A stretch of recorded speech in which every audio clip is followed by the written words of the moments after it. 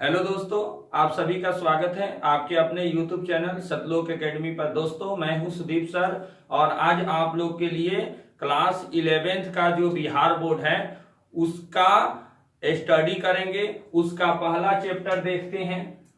Class 11th unit 1 इकाई 1 को देखते हैं। Some basic concept of chemistry, रसायन शास्त्र की कुछ मूलभूत अवधारणाएं।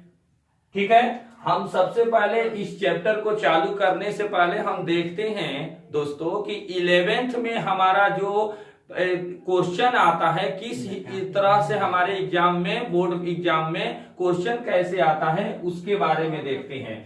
Board exam BSCB Bihar board 11th में जो क्वेश्चन आता है वो केमिस्ट्री का 100 मार्क्स का होता है। ठीक है, केमिस्ट्री का 100 मार्क्स का होता है जिसमें थ्योरी से 70 नंबर आता है 70 मार्क्स का और प्रैक्टिकल से 30 मार्क्स का आता है और दोनों मिलके 100 मार्क्स हो जाते हैं। ये जो थ्योरी 70 मार्क्स का होता है ये दोस्तों आपका एग्जाम लेता है बिहार बोर्ड, और ये जो प्रैक्टिकल का होता है इसका एग्जाम आपका कॉलेज के थ्रू होता है या स्कूल के थ्रू होता है। जिस कॉलेज स्कूल में आप रहते हैं वहीं पर प्रैक्टिकल ये एग्जाम होता है। दोनों का बिहार बोर्ड ही एग्जाम लेता है, लेकिन इसका आपको बोर्ड एग्जाम में बैठना पड़ता है। इसका होम वहां पर जहां पर आप कॉलेज में रहते हैं स्कूल में वहीं पे एग्जाम होता है। प्रैक्टिकल का 30 नंबर का होता है। अब देखते हैं दोस्तों कि जो 11th का जो हमारा एग्जाम होता है, जो बहुत लोग ऐसे कहते हैं कि 12 का आप तैयारी कर लेना है, कोचिंग पढ़ना है और 11th में नहीं, क्योंकि 11th का कोई 12 में कोई वैल्यू नहीं होता है। ऐसा नहीं है दोस्तों, क्योंकि बेस से ही मजबूत होना पड़ता है। अगर किसी घर को बनाते हैं तो सबसे पहले अगर उसका बेस मजबूत रहेगा तो उस पर 2 ताला 3 ताला जो भी बनेगा वो मजबूत होगा। तो उसी प्रकार हमारा जो इंटर है उसका 11th इसका बेस है। 11th अगर नहीं पढ़े रहेंगे तो 12 में आपको समस्या आएगी। और जो परीक्षा होती है बोर्ड परीक्षा, उसमें आप पास कर जाएंगे बोर्ड परीक्षा, लेकिन किसी टैलेंट या आपके अंदर कोई ऐसी 12 के जो या ऐसी आपकी प्रवृत्ति नहीं रह पाएगी जिससे कुछ आप किसी क्षेत्र में अच्छे ढंग से कुछ कर सके। तो आइए दोस्तों देखते हैं सबसे पहले इसका pattern of question in board exam 11-12 Bihar board में होता है दोस्तों। जो अन्य जो एग्जाम होती है दूसरे बोर्ड है, यूपी बोर्ड हुआ, झारखंड बोर्ड, अन्य बोर्ड है, उसकी अपेक्षा जो यहाँ बिहार बोर्ड है इसका अपना 11-12 का दोनों पैटर्न लगभग एक ही रहता है। देखेंगे दोस्तों, जो ऑब्जेक्टिव इसको सेक्शन में बांट दिया जाता है। जैसे ए हो गया, पैटर्न में ए हो गया, ऑब्जेक्टिव सेक्शन होता है जिसमें 35 क्वेश्चन रहता है, 1 नंबर वाला, 1 मार्क्स वाला 35 क्वेश्चन रहता है। और ये दूसरा जो सेक्शन बांटा रहता है आपको बी सेक्शन में, सब्जेक्टिव क्वेश्चन सेक्शन जो होता है उसमें आपको शॉर्ट क्वेश्चन 10 क्वेश्चन आता है, 2-2 नंबर का होता है जो 20 मार्क्स का होता है। और लॉन्ग क्वेश्चन जो होता है वो 3 क्वेश्चन आता है, 5-5 नंबर का क्वेश्चन होता है जो 15 मार्क्स का आता है। और इस प्रकार, हाँ दोस्तों एक और बात हम सुनते हैं कि 11-12 पर बहुत जितने कोचिंग संस्थान मैक्सिमम है वो कहते हैं कि हम आईआईटी का, जेई का, एनआईटी का, मेडिकल का तैयारी कराते हैं, कॉम्पिटिटिव लेवल का, और 11-12 का भी पढ़ाते हैं। तो देखेंगे दोस्तों, हमारा जाहिर सी बात है कि 11-12 जो है वो आपका कॉम्पिटिटिव लेवल से भी फॉलो करता है। कैसे वो दिखा रहे हैं, देखिए तो for BTech JEE main advance का जो एग्जाम होता है ये बीटेक को, इसको फॉर बीटेक के थ्रू कहा जाता है, क्योंकि इसके एग्जाम के थ्रू दोस्तों आपको एनआईटी और आईआईटी कॉलेज में एडमिशन होता है। ठीक है, अब हम देखते हैं दोस्तों इसमें जो यहां पर लिखा है for BTech JEE main advance और इधर लिखा है नीट फॉर एमबीबीएस बीडीएस इत्यादि। इसका मतलब होता है, इसको मेडिकल भी कहते हैं दोस्तों। अब हम देखेंगे कि इसमें किस चैप्टर, किस सब्जेक्ट से कितना क्वेश्चन आता है। तो देखेंगे फिजिक्स से आता है, जो जेई का एग्जाम एडवांस और मेन होता है उसमें 25 क्वेश्चन आता है जो 100 मार्क्स का होता है, और केमिस्ट्री का 25 क्वेश्चन आता है जो 100 मार्क्स का होता है, और मैथ का 25 क्वेश्चन आता है जो 100 मार्क्स का होता है। इस प्रकार तीनों को ऐड करते हैं तो 300 मार्क्स का टोटल एग्जाम होता है। अब देखेंगे इसका समय कितना देर का ये एग्जाम होता है दोस्तों, तो ये आपको एग्जाम होता है 3 घंटा का। सीबीटी एग्जाम होता है, कंप्यूटर बेस्ड टेस्ट एग्जाम जो होता है, ये ऑनलाइन होता है, इसका मतलब होता है। ठीक है, अब हम देखेंगे इसमें जो मल्टीपल चॉइस जो क्वेश्चन होती है, लिखा है दोस्तों यहाँ 75 एमसीक्यू का मतलब होता है मल्टीपल चॉइस क्वेश्चन जो होती है 75 होती है, जो 4 मार्क्स का एक क्वेश्चन होती है। इस प्रकार 300 नंबर का टोटल मार्क्स का क्वेश्चन हो जाता है। अब इसमें आप सोचेंगे दोस्तों कि 11-12 की क्या भूमिका होती है, तो इसमें 11-12 का भी सिलेबस से टेपर करता है। कैसे? 11 से बहुत कम क्वेश्चन इसमें आता है जेईई मेन में, लेकिन 12 से अधिक आता है दोस्तों।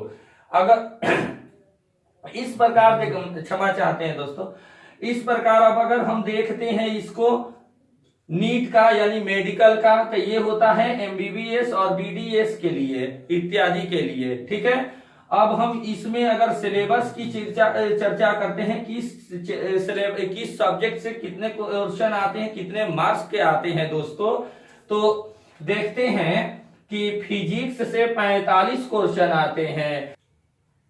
अब केमिस्ट्री से दोस्तों 45 क्वेश्चन जो आता है 180 मार्क्स का आता है, फिजिक्स का भी 45 क्वेश्चन 180 मार्क्स का, और बायोलॉजी का जो क्वेश्चन होता है 90 क्वेश्चन आता है, 360 मार्क्स आता है, क्योंकि बायोलॉजी में 2 टॉपिक अलग अलग सब्जेक्ट इसमें ऐड हो जाते हैं, बोटनी और जूलॉजी। इस प्रकार टोटल जो मार्क्स का एग्जाम होता है नीट का यानी मेडिकल का, वो 720 मार्क्स का होता है। और ये भी कोई पेपर 3 घंटा का होता है दोस्तों। और जो इसमें जो 180 मल्टीपल एमसीक्यू जो मल्टीपल चॉइस क्वेश्चन होती है, वो 4 नंबर का एक क्वेश्चन होता है। इस प्रकार टोटल क्वेश्चन का मार्क्स होता है 720। अब देखेंगे दोस्तों इसमें एक और बहुत मोस्ट इंपॉर्टेंट एक पॉइंट है, हमेशा याद रखेंगे। For each incorrect answer 1 marks will be deducted from the total score। यानी जो जेई है और नीट है, ये जो यदि आप एक क्वेश्चन इस दोनों में गलत बना लेते हैं तो आपका 1 अंक टोटल स्कोर यानी टोटल नंबर से काट दिए जाते हैं दोस्तों। अर्थात इसको हम कह सकते हैं कि इसमें निगेटिव मार्किंग प्रेजेंट रहता है, यानी इसका जो एग्जाम होता है वो निगेटिव मार्किंग पर पूरा से आधारित होता है। इस प्रकार दोस्तों अब हम सबसे पहले हम देखते हैं some basic concept of chemistry, रसायन शास्त्र की कुछ मूलभूत अवधारणाएं के बारे में अब हम पढ़ते हैं। ठीक है, देखिए तो आगे। अब देखिए तो दोस्तों केमिस्ट्री, सबसे पहले देखते हैं chemistry. What is chemistry? Chemistry क्या है?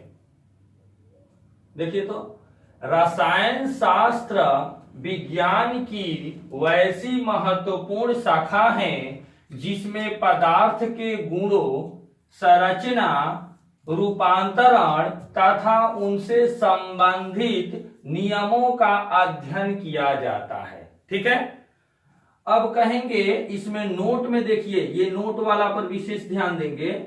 नोट में इसमें लिखे हैं, नोट में क्या है देखेंगे तो परमाणुओं तथा इसके रूपांतरण के विज्ञान को केमिस्ट्री यानी रसायन शास्त्र कहा जाता है।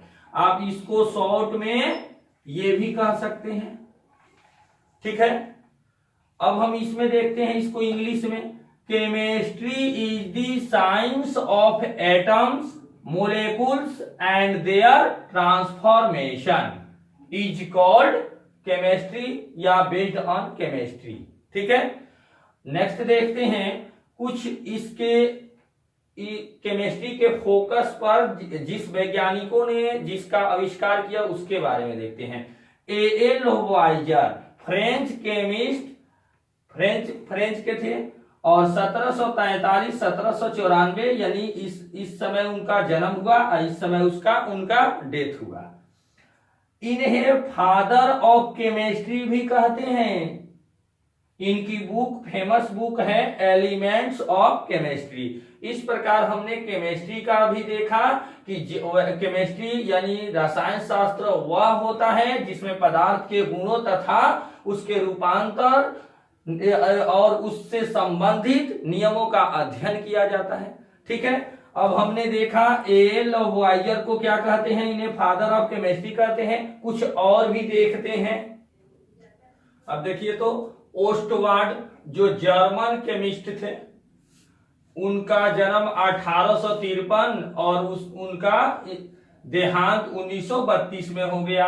इन्हें father of modern physical chemistry के नाम से भी जानते हैं। ठीक है, या इन्हें modern father of modern physical chemistry भी कहा जाता है। अगला है एफ वॉलर, जर्मन केमिस्ट थे। इनका जन्म 1800 से में ईस्वी में हुआ था और 1882 में इनका देहांत हो गया। इन्हें फादर ऑफ ऑर्गेनिक केमिस्ट्री कहा जाता है। ठीक है, और ये क्या है, फिजिकल केमिस्ट्री, ये ऑर्गेनिक केमिस्ट्री के फादर है। पीसी राय 1861 में इनका जन्म हुआ, 1944 में देहांत हो गया। इन्हें फादर ऑफ इंडियन केमिस्ट्री कहा जाता है, यानी भारतीय रसायन भी इन्हें कहा जाता है। ये first modern Indian research school की स्थापना की। हाँ, यहां ध्यान देंगे, ये फर्स्ट फार्मा कंपनी का निर्माण भी किए थे, यही कौन, पीसी राय। ये लिखा भी है यहां, देखिए फर्स्ट फार्मा कंपनी जो बंगाल केमिकल फार्मेटिकल है, इनका संस्थापक भी थे।